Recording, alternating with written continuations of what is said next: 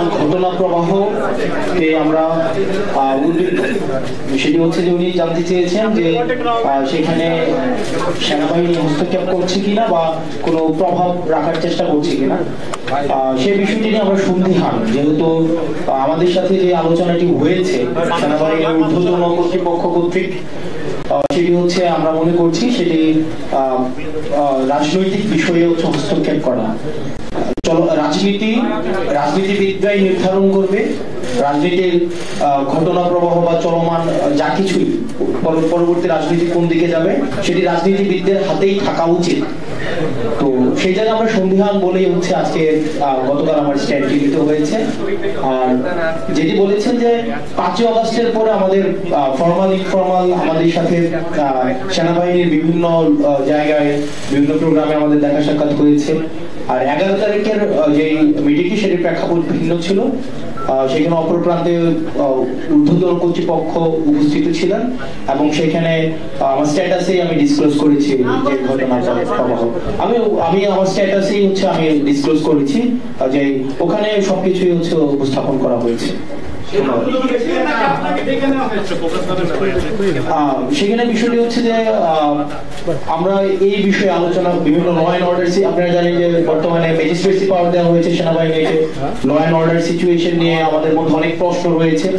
তো এইসব বিষয়গুলো নিয়ে কথা বলার জন্য হচ্ছে আমাদেরকে আহ্বান জানানো হয়েছিল।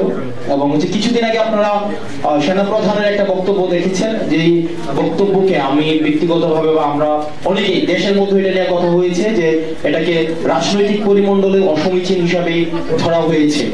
যে অন্তর্বর্তীকালীন সরকার প্রধানকে যেভাবে অ্যাড্রেস করা হয়েছে, যেভাবে অন্তর্বর্তী যে ইনক্লুসিভ যে নির্বাচনের দিকে নির্বাচনের ইঙ্গিত করা হয়েছে আওয়ামী লীগ সহ। তো সার্বিক বিষয়ে যখন আলোচনার কথা বলা হয়েছে তখন গিয়েছিলাম, তো ওই বিষয়গুলো আলোচনা করা হয়েছে। আমার স্ট্যাটাসে সব বিষয় হচ্ছে একদম মানে স্ট্রেইট ফরওয়ার্ড সেখানে হচ্ছে স্পষ্ট করা হয়েছে। আর এখানে যেটা বলছেন যে আমি নিরাপত্তার ঝুঁকি অনুভব করছি কিনা, দেখেন 5ই আগস্টের পূর্বে আমরা জনগণকে ছাত্র নাগরিককে সাথে নিয়ে হচ্ছে আমরা আন্দোলন করেছি। ফেসিবাদ বিরোধী একটা তখন একটা শক্তি ছিল, এজেন্সি ছিল, রাষ্ট্রপক্ষ আমাদের বিরুদ্ধে ছিল। তো তখন আমাদের লড়াই তো আমরা বারবার বলছি আমাদের লড়াই এখনো অব্যাহত রয়েছে। সুতরাং এই বিষয়গুলোকে আমরা যতক্ষণ পর্যন্ত ছাত্র নাগরিক এবং এই ফেসিবাদ বিরোধী ক্রিয়াশীল রাজনৈতিক দলগুলো আমরা ঐক্যবদ্ধ রয়েছি ততক্ষণ পর্যন্ত আমি কোনো নিরাপত্তার ঝুঁকি বা এইসব আমি বোধ করছি না। ধন্যবাদ।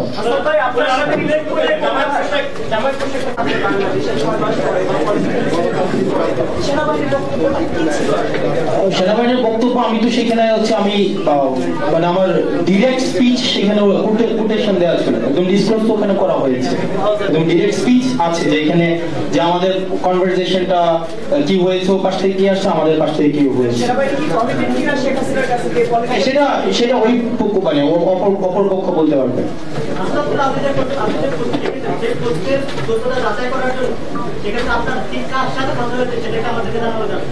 আপনারা হচ্ছে আমি তো ওখানে ক্যান্টনমেন্ট উল্লেখ করেছি, তো আপনারা কথা বলতে পারেন সেখানে।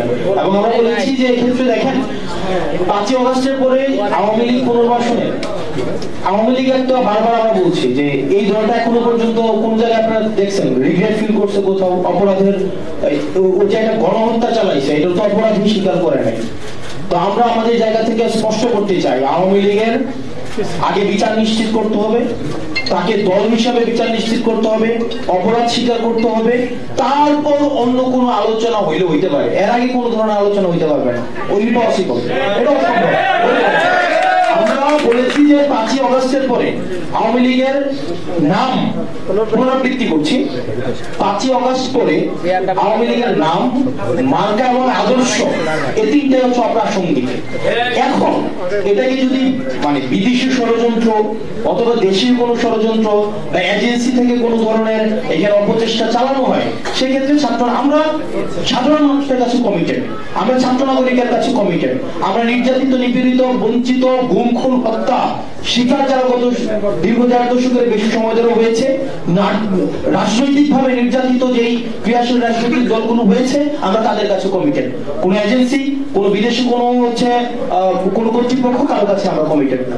Thank you.